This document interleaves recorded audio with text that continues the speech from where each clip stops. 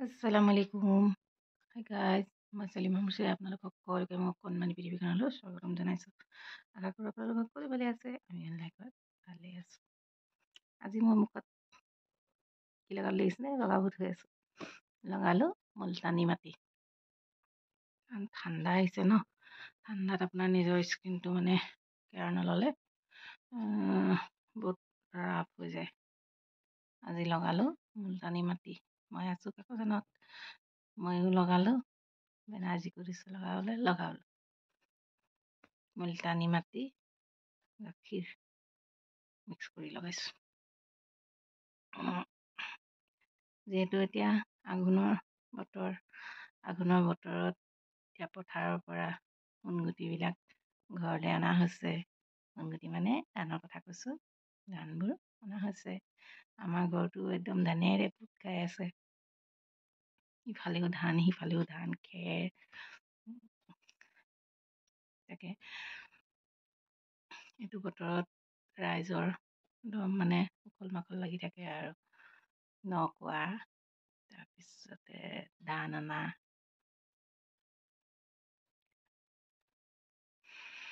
আমাৰ ঘৰতো পূৰা ধান মানে ধান দোৱা হৈছে, ডাঙৰি আনিছে।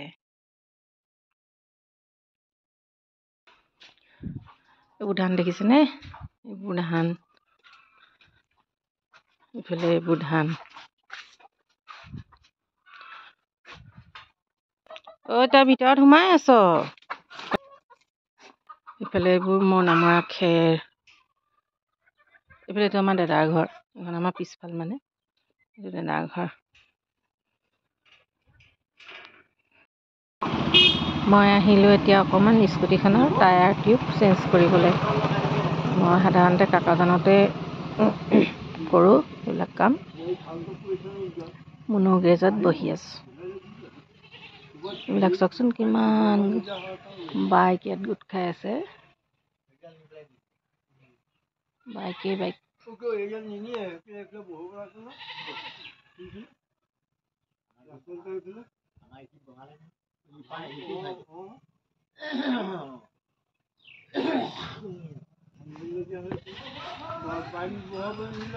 এই কামবিলাক নিয়াৰিকৈ কৰে যে বহুত অৰ্ডাৰ পায়, সেইকাৰণে কামকেইটাও ভাল।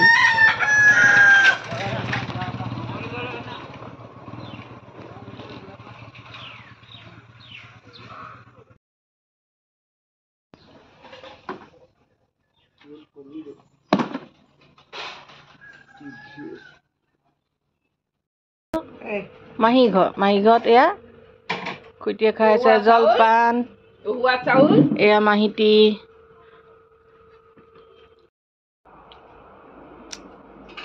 গেৰেজৰপৰা আহিলোঁ, আহি মেলি ইয়াতে অকণ সোমাইছোঁ মাহী ঘৰত।